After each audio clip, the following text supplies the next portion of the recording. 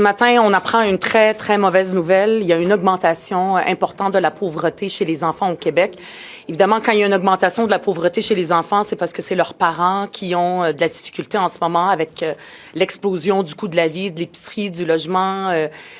Tout augmente beaucoup, ce qui fait qu'il y a des parents, un parent sur 4 a de la difficulté à subvenir aux besoins de la famille et de ses enfants. Moi, je trouve ça horrifiant d'apprendre ça aujourd'hui dans notre Québec, une société riche comme la nôtre, où de voir les inégalités augmenter à ce point-là, ça me heurte énormément. Et je suis d'accord avec un article qui était sorti, je pense, dans Le Soleil la semaine passée, qui dit que les inquiétudes des Québécois sont aux antipodes de celles des politiciens.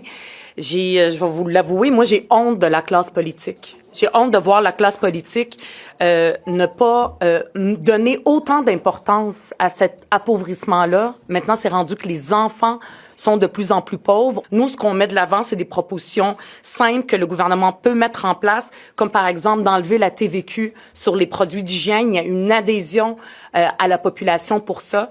D'enlever les taxes sur les produits usagés comme les vêtements pour enfants, de geler les loyers à l'inflation. C'est ça notre rôle, nous, comme élus ici à l'Assemblée nationale, c'est d'être à l'écoute des préoccupations des gens, de les comprendre puis d'amener des solutions. On est les seuls à vraiment amener des propositions qui vont avoir un impact sur la vie des gens puis s'assurer qu'il n'y ait pas une augmentation de la pauvreté chez les enfants. Je trouve ça, ça m'indigne au plus haut point.